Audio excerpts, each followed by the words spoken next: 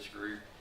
It does say in the first part of this is the largest group of people. They kind of identify with the exhausted group. So let's hear this. There's a great story that is going to be told here, and I think it's good for us to hear it. So I hope this works. Can y'all see that okay? Turn the light out. That's better. Well, the exhausted are the ones who are being drained of hope. And Russell has described something of what that feels like. Now, most of the exhausted majority haven't gotten exhausted because they've been engaged in national or even local politics and have lost. The reason why most of the exhausted majority are getting exhausted is not by what they're doing, but rather by what they're hearing. It's by the stories that they're consuming about politics. We perhaps have tasted a little bit of that bitterness, a little bit of that fight and exhaustion, really in our relationships with family and friends. And we know how exhausting that feels and how it does make us feel like we're losing hope. Sometimes that experience happens in face-to-face relationships with family and friends, and sometimes that happens on social media. Social media especially exhausts us. It exhausts us because social media is built on categorizing us into various us versus thems. That's how social media works. It groups us into us and thems, and then it will tee up content that makes us afraid of the them. That's how it gets clicks. Fear and anxiety are incredibly powerful motivators, and so social media knows that and tees up the latest story of how awful them is and with the latest thing that them is doing to get us. As we bathe ourselves in these kinds of us versus them stories through social media, we get exhausted, we lose hope. You see, when we consume stories on social media, we're not actually in relationship. We're not actually in relationship with the people those stories are about. It's a false, faux relationship. The only stories that are actually real stories are stories of real relationships with people in our lives. So the Jesus practices for his how of politics involve stopping some things and starting some things. Jesus invites us to generate our own stories, stories of relationship especially with those who may differ from us politically. How can we actually conduct relationships that actually build hope in all of us? Here's a story that showcases how this happens. I'm Nancy French, and I am married to someone you've already heard from in this course, David French. I'm a best-selling author and an investigative journalist. Being married to David is sometimes difficult when I see the way that the public perceives him, especially social media. I'm Kathy Kattenberg. I think I joined Twitter around 2007. I'm a political addict. I started reading National Review. David French was an editor and a writer on National Review at that time, had been for years. And I started reading David and disagreeing with him vehemently on everything. David and I disagree on abortion. That's one issue that David and I will never agree on. I'm sure of it, we will never agree on that. Well, being me, I start telling him exactly what I think. I would tweet it. Do you want women to die? Women have a right to control their own bodies. The woman is more important than the fetus. All things like that. He's criticized sometimes for legitimate reasons, for disagreements on issues, but most of the time it is personal and it is awful. I would get angry, and then I would respond even more angrily the next time. In 2016, I wrote an article in the Washington Post that detailed my story of sexual abuse. I was abused by someone who was my vacation Bible school teacher. So I wrote an article.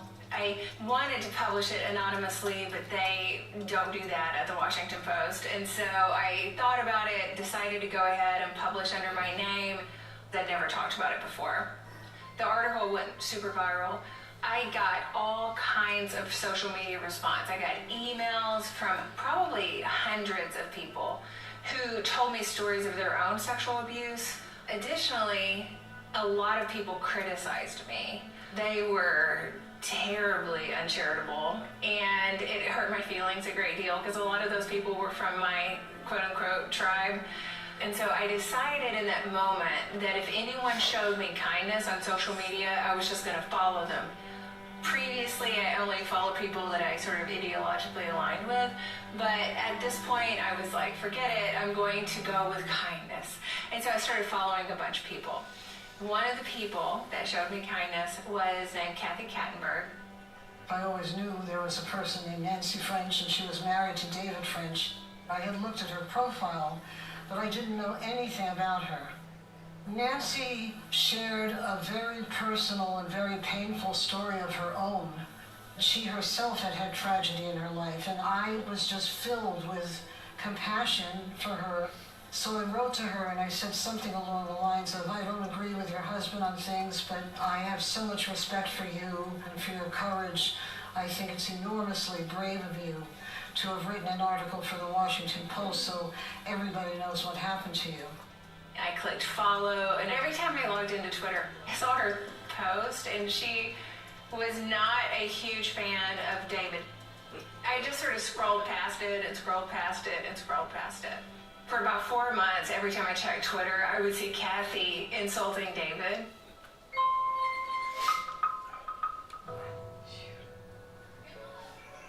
So COVID hits, and I see a message from Kathy posted publicly, and she said, I will never eat again. I am stuck in this apartment. I cannot get groceries because of the COVID overload on the grocery delivery system.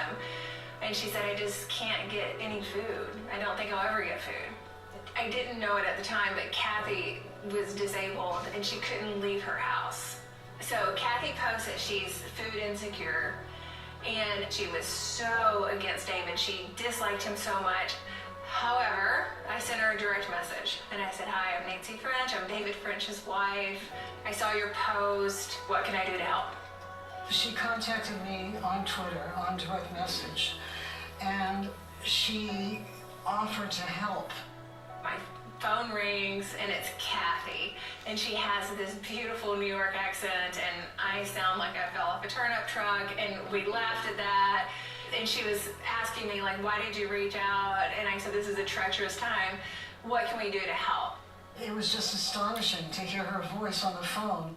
And we worked on finding a grocery that would deliver the food.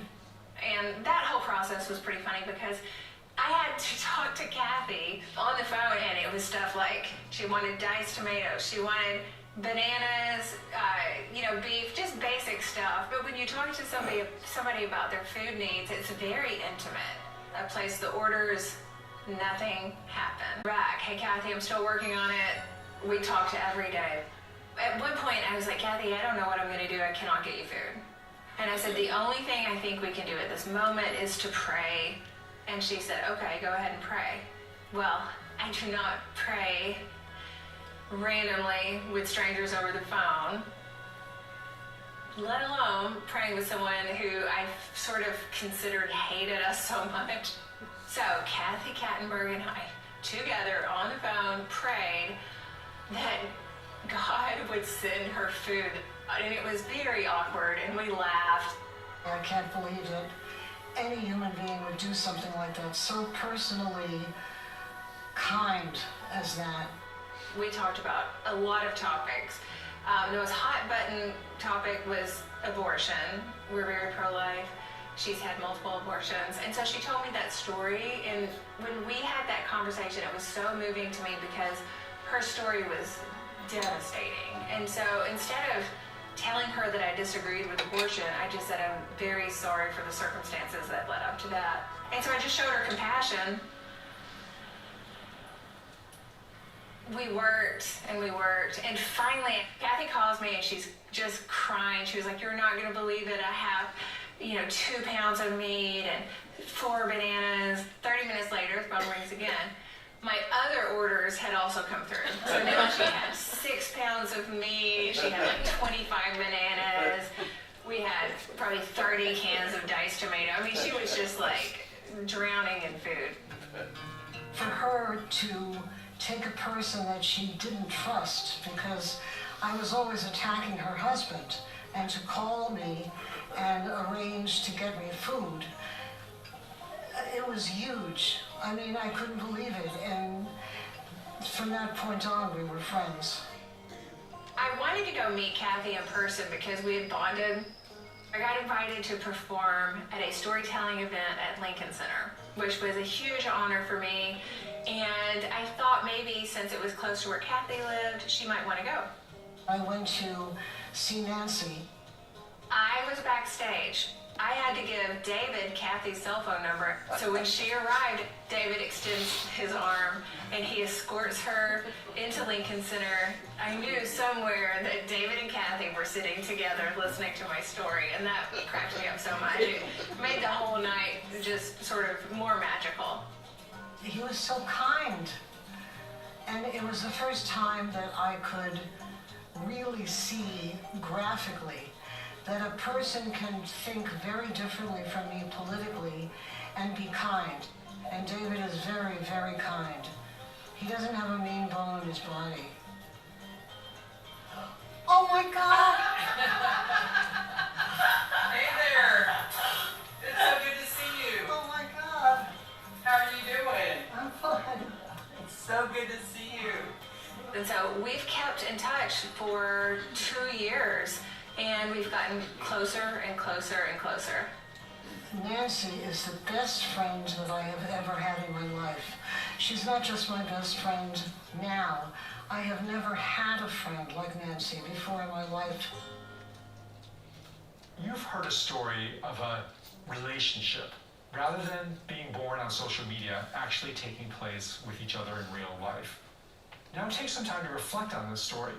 How did this story make you feel?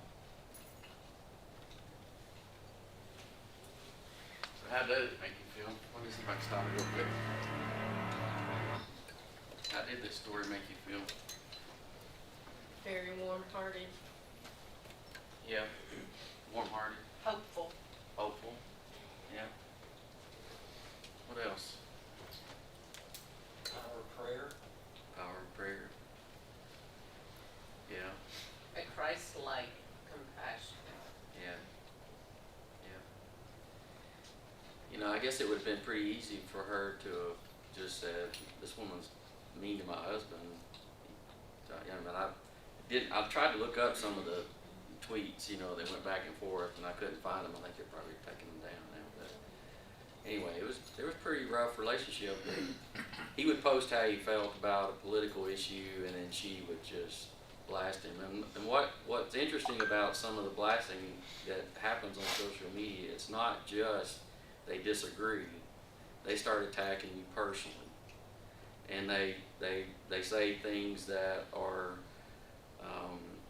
you know, they call you names, things that aren't true about you. They say that's on social media, and there's no truth meter out there that says this is true or this is not true. It's just out there. I told you, I think last week, I did a little more research about this after party series and looked at some of the reviews of the after party, and you know what? Christians were attacking these three men personally. They're not necessarily just saying they disagree with them. They do say that too, but then they start calling them a liar. You know, this one I listened to, he just blatantly said, this guy, he played a video clip, and he made a statement in the video clip, and he said, that's just a lie. That didn't happen. And that's not the way it is. When you think about that chart, and I don't know if you remember it or not, but you've got the four quadrants. You've got the disciples that were striving to be disciples of Jesus, and then you got the exhausted, which we're talking about. We've got the combatants in the top left that are really low. They just really fight. They think you got to fight to get your beliefs out there. And then you got the cynics, which we haven't really talked about. As I made the point last week, all four of these quadrants are really Christians, right? They're all Christians. And there's another group of people that's not even on that chart. They're a bigger group of people. And when they look in and they see what we're doing to each other, how do you think they feel? Is that attractive to them? Do they want to be a part of that? No, I would say not. When they look at us blasting each other on social media or wherever we do it, that's not what's attractive, and that's not what she did, right? I mean, I don't know this video. That lady is probably not a Christian. I don't know that. It didn't really say, but what attracted her and brought her into a relationship and gave her hope for the future was Christian love that they expressed to her, even though it didn't start that way. You know, it was her criticizing her husband. So I think we have to think about that. The other thing that I was thinking about, and I like charts, I like graphics and Excel and all that stuff, so forgive me for this just a minute, but if you think about those 4 quadrants, there's probably a diamond or a star right there in the middle that should be there. What do you think should go in that star that binds all of those groups together? If you had to pick one word, what would be in there?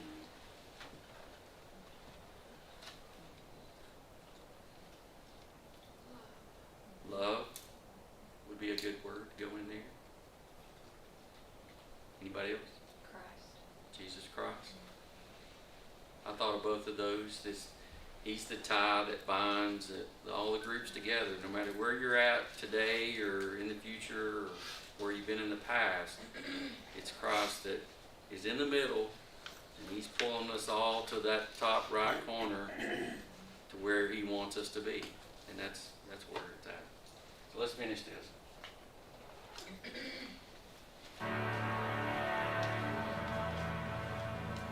Social media is absolutely not the best way to engage with another human being. You know, when I watched the story you just saw, what it tells me is that it is possible to bridge incredibly wide gaps between people when you interact with them as human beings, when you care for them as human beings. Look, I'm not naive. I know that you can reach out to somebody and they can rebuff it. I know that you can try to heal breaches and you can fail. These are things that happen in this fallen world. But I also know that if we treat people as social media caricatures, if we view them entirely through the prism of their political point of view and ascribe all of our judgments about them based on their political point of view, we're just doing it wrong. Everybody has a story. I'm reminded, was it Chesterton who said, "Be kind, everyone faces a hard battle"? We don't know the battle that other people face. And by giving them charity, by giving them heed, it's a risk to reach out to somebody. But if you don't break through that social media barrier, you don't even give yourself a chance to have the kind of relationship that Nancy and Kathy have developed. I know it is incredibly easy to make judgments about people based on social media. I'm somebody who spends time on social media as part of my job. As a columnist, I'm supposed to not just write my columns, but also talk about them, promote them on social media. So I'm there a lot, and I know what it's like to be seen entirely through that prism, as if I'm nothing other than the pieces that I write or the tweets that I send. And frankly, you know, it's in many ways only a very small part of me. One thing that I've learned is that sometimes the most aggressive people online are also some of the people who are in the most pain. People who are battling the worst demons, so to speak. And they're not necessarily political. It could be personal. And a lot of people, when they're vulnerable and they're hurting, they don't actually present as vulnerable. They present as very angry. They present as somebody who's lashing out, who's short-tempered. You know, when we know someone in their personal lives, we often are much more able to give them grace because we know their backstory. We know that they're going through something difficult. But often when we confront someone on social media, we don't even wonder if there's a backstory. We don't even think for a second whether they might be going through something difficult.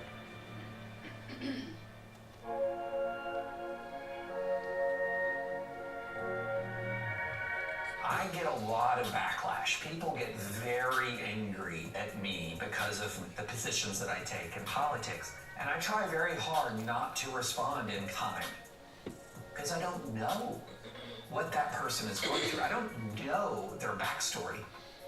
And if I use my platform, if I use my following to unleash on that individual, even if it's sort of perceived as self-defense, I can be inflicting real harm on them. And so I'm trying to be very careful about this. I'm mindful of the scripture that says, a bruised reed he will not break, a smoldering wick he will not snuff out. Speaking of Jesus, well, as a follower of Jesus, I don't want to be a person who's breaking the bruised reeds, who's snuffing out the smoldering wicks. So, yeah, there are moments when I have to respond, maybe to clear up some falsehood, or I have to respond to clear up some mistake. But as a general matter, I try very hard not to lash back out when people lash at me, because I'm mindful of this reality. And this has been brought home to me many times over the past several years, especially as our political rhetoric has escalated. Often when I learn backstories, even backstories of people who've said vicious things about me, and my response to it changes from anger to sympathy and sometimes empathy, because I've learned that there is something else happening here. And that's why we can't accept people as sort of the two-dimensional caricature we see in a tweet or we see in a Facebook post. They're much more complicated than that. And by default, extending that kindness, extending that charity, you have a chance at achieving what Nancy and Kathy achieved by forming a real relationship.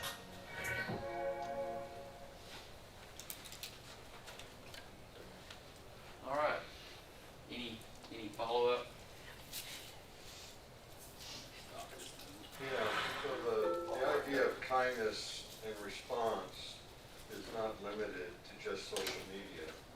It's limited, it also extends to how we communicate with one another, either by letter, by card, by phone call, in a number of ways. When somebody in our family is hurting, has a different perspective on things, has responded in a way that we don't necessarily agree with, and so we attack. So we come with a attitude of, well, I'm doing my Christian duty because I'm trying to let them know the errors of their way, but the scriptures say, yes, correct, with love, right? With kindness. And we don't do that, and the results of that here at Cedar Lane has been people have actually left. Yeah, so, I was gonna ask this question, and it sounds like Rick's already there. This doesn't just apply to politics, right? The things they're talking about. It applies to church, it applies to our relationships at work, everything like that. One of the things that we teach at my business is, for managers, if you see a change in behavior of somebody, don't just assume that they made a decision to not perform well. It is to find out what's going on in their lives, because there's probably something else back there that has caused them to change their way. One of the things, I wrote down several things he said. The most aggressive people online are some of the people in the most pain, battling the worst demons, and that doesn't necessarily mean political or personal, it could be anything. And then the other thing he said was most people, when they're vulnerable and hurting, don't present that as vulnerable, they present it as anger. And I've seen that, and I've felt it. Those are things we need to think about. If you see somebody lashing out, maybe they're lashing out at you. What could be our response to that? What should be our response? If I put something out there on, I don't remember, whatever, I express an opinion on something online, and you see it, you absolutely disagree with what I said, what should be your response? Keep scrolling. Keep scrolling. My grandmother always said, if you can't be kind, be silent. Yeah, yeah. Ask questions. Ask questions. Mhm. Find out, you know, why do you feel that way, or what's been your experience, and find out if there is kind of a backstory. Right, right. Oh, yeah, Yeah, if it was you, I would just call you. you call me, yeah. We got a relationship, personal relationship. You know, I think that's key, relationship, because Yeah. you can get personal with somebody you're not personal with. Right. And, you know, that's, I heard the old expression, hurt people. Yeah. So the word I was thinking about was curious, and I don't, Ted Lasso. I don't know if you ever saw that show. I liked it. It was a lot of bad language in it, but it was a story of a coach that nobody really knew anything about, and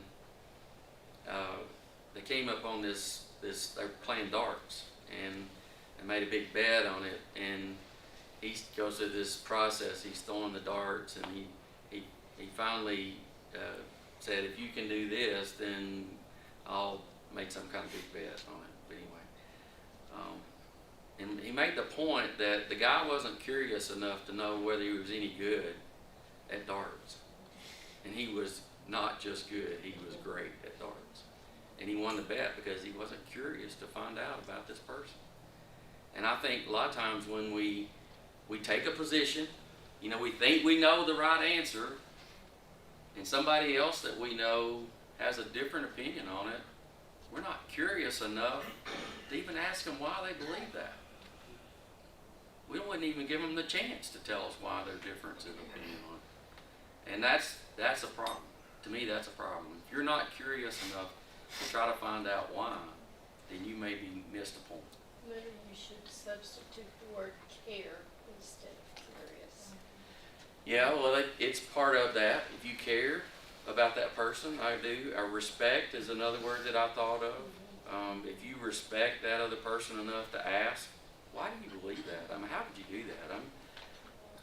Anyway, I've done that before, and you walk away when you care and you've got respect for the other individual. You walk away, you learn something. Yes. We had Randy Lowry at Wilson Avenue Summer Series one year, and he does a lot of conflict resolution work with churches. And he went into this one church, and they were having a lot of conflict with contemporary and traditional worship, and it did him bad. And he sat them down and he says, "You're going to talk to each other and ask questions. Why? Ask them, why is that old hymn so treasured to you? And now listen." And then the others, why is this contemporary music so beautiful to you? And when they come together and listen to one another and see why, it helped. It really did. Good. That's good. Hey, I want to change topic I mean, we got about 7 minutes left, and I just want to hit on some other things. So, finish this statement. I hope what? And make it, I want you to give me something you hope for. And I don't want it to be anything political, so don't say that. I hope the X wins or anything like that. Think about that. I hope what? What would you say? Everyone finds the joy of gathering and encouraging one another. It's awesome. Cool. I hope Tennessee beats LSU this afternoon. Oh, that's blue. That's play.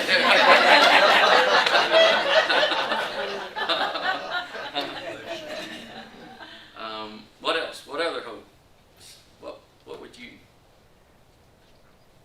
It's not a wrong answer. So just anything. But there's a follow-up question. Hope Jesus comes soon. Hope Jesus comes soon. I hope Christians come to understand the Holy Spirit's power in their life.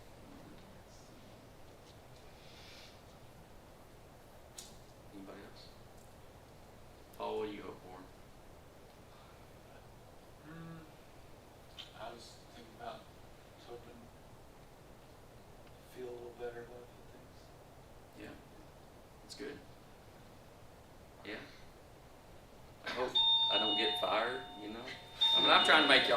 lighten up just a little bit. Y'all got all serious on me, but now, the Bible says in Hebrews chapter 11, verse 1, that faith is the substance of things hoped for. Now, the items that y'all talked about, were those sure? Are you sure of those things? They're going to happen? Because we've talked about the hope that he's talking about here is not just being this feeling of, I hope that happens. Maybe it won't, maybe it will.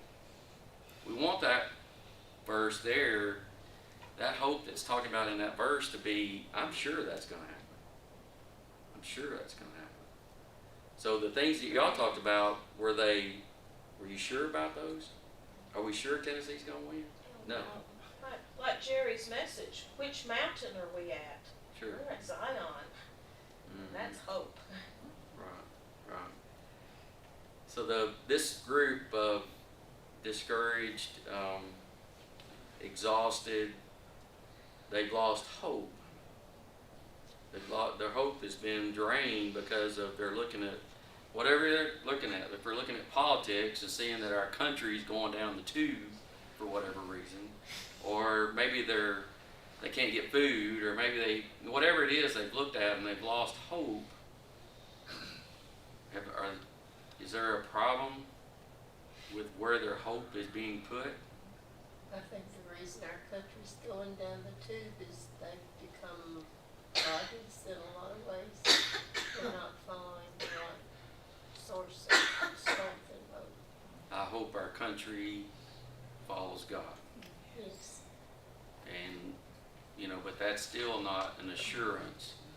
So I guess we're done here in a couple minutes, but when we think about that word hope and when we place our hope and we get exhausted because we're looking at politics, we're looking at, family things, whatever it is you're looking at that's not Jesus is causing you to be exhausted.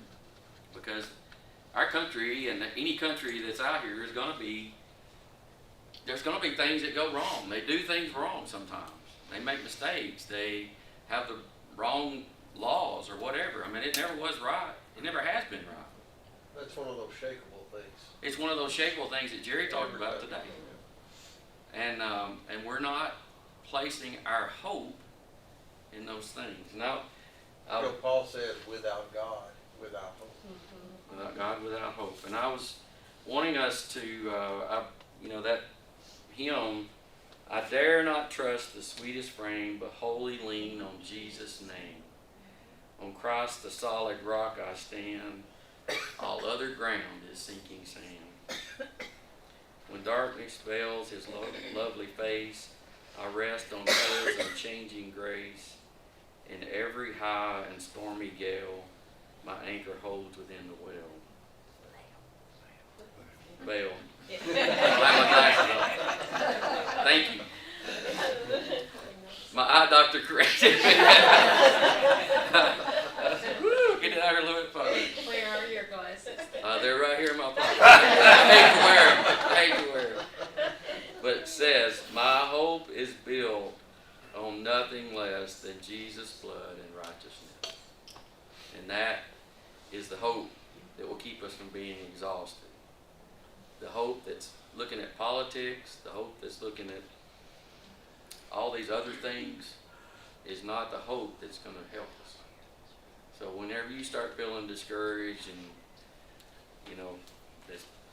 it's never going to be right, you're probably correct. It's never going to be 100% correct, but our hope is not in that.